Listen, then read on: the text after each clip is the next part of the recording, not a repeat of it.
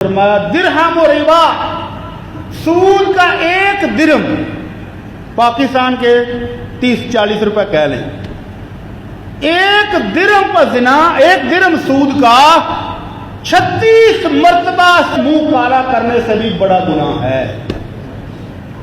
اور یہ چلے ہیں معیشت بحال کرنے ٹوٹ بٹوٹ، نہ پہلوں سے ہوئی، نہ ان کے آباء و اجداد سے ہوئی، نہ ان کے باپ دادا سے ہوئی، نہ ان سے ہوگی، نہ ان کی نسلوں سے ہوگی۔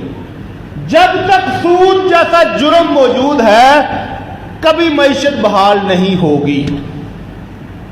چلو حکومتوں کو تو چھوڑیں، اپنے دائیں بائیں دیکھیں، مجھے آتے ہیں فون، ہاں جی جمعہ تواڈے پیچھے پڑھ دینے، اور سود خور لمبی لمبی داڑھیوں والے حاجی صاحب جمعہ آپ کے پیچھے پڑھتے ہیں۔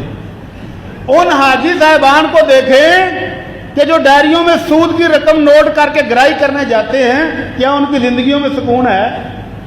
کیا ان کی اولادیں فرما بردار ہیں؟ کیا ان کو روٹی روزی سکون کی مل رہی ہے؟ اللہ کا وعدہ ہے یمحق اللہ الربا ویربی الصدقات، سود کے اربوں خربوں بھی ہوں تو وہ اللہ کہتا ہے میں مٹا دیتا ہوں، کوئی برکت نہیں اس میں، کوئی سکون نہیں ملے گا۔ روٹی کھائیں گے ضرور، بیماریوں کی بھرمار ہوگی، کوئی عزت نہیں، کوئی سکون نہیں، اور آخرت میں جو لطر ہیں وہ تو ہیں ہی ہیں۔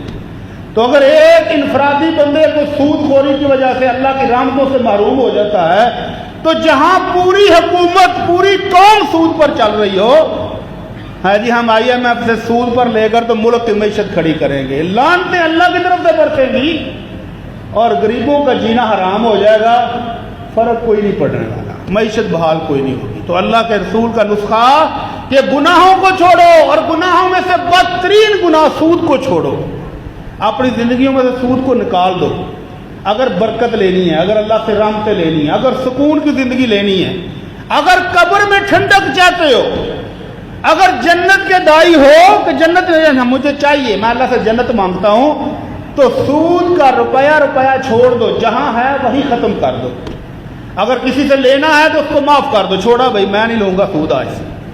اگر کسی کو دینا ہے تو دے کے جان چھڑاؤ، اور توبہ کرو پکی پکی کہ اللہ آج کے بعد میرے کاروبار میں سود شامل نہیں ہوگا، میں 10 دکانوں کی بجائے ریڑھی لگا لوں گا لیکن اللہ سود نہیں کھاؤں گا۔ پھر دیکھیں برکتیں آتی ہیں کہ نہیں آتی ہیں، پھر اللہ کی رحمتیں بھی آئیں گی انشاءاللہ۔